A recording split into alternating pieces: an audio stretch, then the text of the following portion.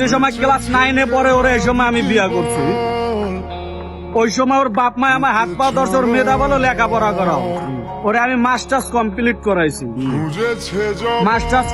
করাইছি, ওরে কম্পিউটার কিনে দিছি, ল্যাপটপ কিনে দিছি, ওরে ফিনিশিং এর কাজ শিখাইছি। আমার পোলার বয়স 9 বছর, ও লাখ লাখ টাকা কামাই করে না। ও আমার টাকা পয়সা অর্থ সম্পদ কম্পিউটার জিমে যা আছে নগদ ক্যাশ 1,80,000 টাকা নিয়ে 8 মাসের 18 তারিখ ও চলে গেছে একটা ছেলের সাথে, বাইকে গেছে। এখন ওই ছেলে দেখা যাইতেছে ছেলে দিবেন আপনাকে, ও বলতে আছে যে আমার ছেলে তোমারে দিব না। আমি কে দেবা না, ঠিক আছে তার ছেলে যাইব।